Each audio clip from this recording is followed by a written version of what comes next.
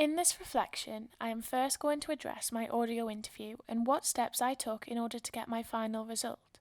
I will go through the equipment I used and how I held my work up to an industry standard, whilst evaluating what I could have done differently to improve my work if I were to do this again. Deciding on who to interview was hard for me, as I wasn't sure where to start, so I started thinking of stories I could tell myself as a form of inspiration. I then thought about funerals in lockdown and how many people could relate to that, and so I asked around my family friends to see if any of them were comfortable enough to talk about this, as I didn't want to interview someone uncomfortable. I chose to do this with a close family friend to make sure they still felt comfortable when being so vulnerable and open, and therefore I could go about it in a more of a respectful and understanding way. I realised this story included great news values such as threshold, as it is a very relatable story, one of which a lot of people would have experienced in the recent years, and it definitely kept the human interest at the heart of it because of how personal it was. Prior to the interview, I briefed Kieran on the questions I would ask, making sure they would pull the story out of him, as an interview is only as good as the questions that are asked. Because of it being such a tricky subject, I wanted to make sure he was comfortable with these. Although a mistake I feel I made here was I forgot to ask Kieran to repeat the question in the first sentence of his answer, which made editing harder for me, as I had to just cut some questions because of the time restraint. To change this next time, I would make sure to ask this of my interviewee, whilst also maybe shaping my questions more to make sure they are clearer so I can pull out even more detail from one question instead of constantly having to ask more. Setting up the interview was quite nerve-wracking as I had a tight timeline because of when we could actually record the interview. So to try and tackle this and make sure it was right on the first attempts, I recorded a few practice questions that I constantly reviewed in order to make sure that the right levels were achieved. I knew what key principles I wanted to apply to this audio interview, which was good levels, as quiet of a background as possible, and to use an industry standard microphone. These were important to me as I wanted to place my work at an industry standard to make sure I got the practice in, so using this Zoom H2 for the first time, I do think certain mistakes were made, as sometimes I was more concentrated on coming up with questions and not moving the mic too much, that I sometimes forgot about keeping the steady levels, which I think is reflected in the fluctuation of volume sometimes in my interview. We ended up sitting in the bathroom with a duvet over our heads in order to keep that nice soft sound, as my university hall's room is quite big and loud, and the sound when in there sounded very sharp and somewhat echoey, no matter where we were.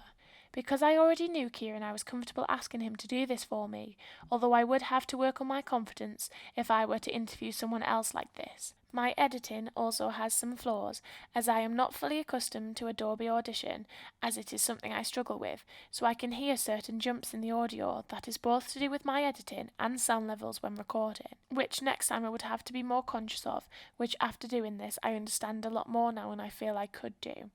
Another problem within the interview is I didn't allow Kieran enough time to fully feel comfortable with having the mic there, as I feel in the beginning it doesn't have a natural feel to it, as he was too nervous. Next time I would definitely make sure to record more warm-up material at the start to therefore make it come across more naturally in a true representation of how he speaks.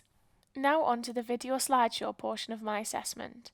I chose to cover the second wave of the cost of living crisis rallies that happened on Saturday the 5th of March, where people gathered in 25 different towns and cities in an attempt to keep up the pressure and emphasise the crisis people are under. Before going to the rally, I researched online through social media and their own personal website the background of this organisation, so I had an idea of what to expect when I went. I have been to other protests and rallies before, so I knew what to expect. However, this was the first time I had ever been by myself to photograph the event, so I was definitely nervous. At first I kept in the background and observed whilst taking photos from where I was, but after watching other photographers at the event, I then started to copy them, safely climbing onto a bench to get a good overall view of the crowds, and then going lower to get better shots, as I understand good photographers move around and do yoga in some sorts in order to get a good shot, which I feel like I didn't do enough, as I knew what shot I wanted, but did not fully execute in the way I wanted. Now I do wish that with some of the shots I got more closer to the person, to make them more of the focal point of the image. The DSLR Canon 700D was the camera I used, which didn't zoom in as much as I wanted it to. So I should have got closer and moved further towards the subject of that image. I tried to follow the rule of thirds, where the screen is split up into a grid, and the people, or the most important thing, would be in the central 2/3 of the grid, as keeping the above in mind whilst framing an image is a good basis for producing a usable shot. This was something that I wish I did more, like ducking down further to photograph the bin with a powerful message on, to make sure that that was the central focus. I ended up taking nearly 180 images, which I went through and narrowed down to around 10. After this, it was hard for me to decide which ones stay in or go in the bin. After editing the images and writing up the paper edit, I ended up narrowing them down pretty easily, as I wanted to focus on the people for the majority of the photos, as I understood how personal this event was to people because they all were there to fight for a reason,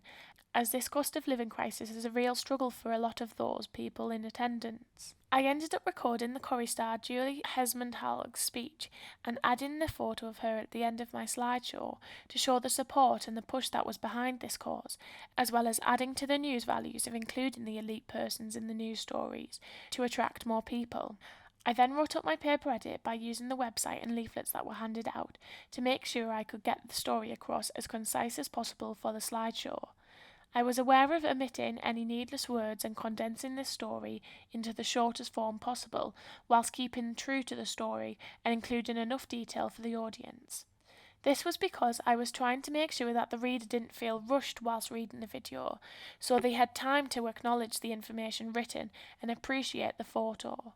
Because of this, I found myself editing my paper edit a lot more after placing it on the screen, as in some cases it needed to be even shorter. If I were to make some more improvements, I would definitely have thrown myself more into my images, so I didn't have to, in the editing process, use more keyframes in order to emphasize the most important part of the image, which sometimes makes the zooms too fast in my keyframe. If I were to have more experience on the Adobe Premiere Pro website, I feel like these could be problems that I could edit better next time, and are skills that I will certainly take into my next assessment.